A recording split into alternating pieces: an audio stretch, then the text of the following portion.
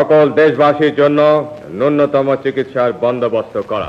9 ফেব্রুয়ারি 2021 জিয়াউর রহমানকে রাষ্ট্রীয়ভাবে দেওয়া বীরোত্তম খেতাব বাতিল করার মতো হীন সিদ্ধান্ত নেয় পতিত আওয়ামী লীগ সরকার।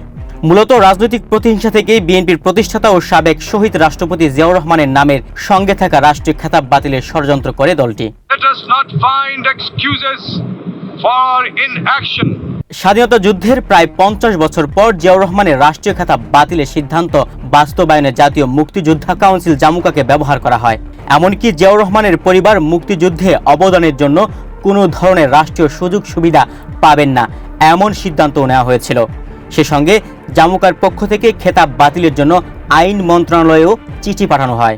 We had no other way but to take up arms and fight our way out.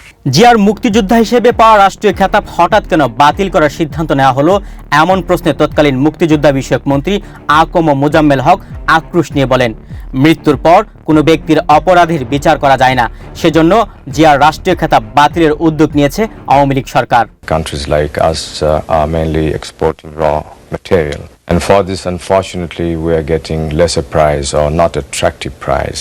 মুক্তিযুদ্ধে গুরুত্বপূর্ণ অবদানের স্বীকৃতি হিসেবে স্বাধীনতার পর জিয়াউর রহমানকে খেতাব দেওয়া হয়েছিল। 2008 সালে নির্বাচনের মধ্য দিয়ে আওয়ামী লীগ ক্ষমতা গ্রহণের পর থেকে জিয়াউর রহমান ও তার পরিবারের সদস্যদের উপর হিংসাত্মক আচরণ শুরু করে শেখ হাসিনার নেতৃত্বাধীন আওয়ামী লীগ সরকার। তার পরিপ্রেক্ষিতে বিভিন্ন প্রতিষ্ঠান থেকে জিয়ার নাম মুছে ফেলা হয়। এক পর্যায়ে মুক্তিযুদ্ধে জিয়ার অবদান নিশ্চিহ্ন করে দিতে খেতাব কেড়ে নেওয়ার পরিকল্পনা করা হয়।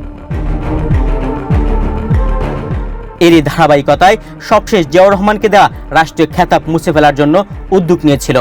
পরে সেটি আর বাস্তবায়ন করতে পারেনি আওয়ামী লীগ। তুহিন ভুইয়া, বাংলাদেশ প্রতিদিন। And the election has been conducted very peacefully. And I think the entire credit goes to our people of this country.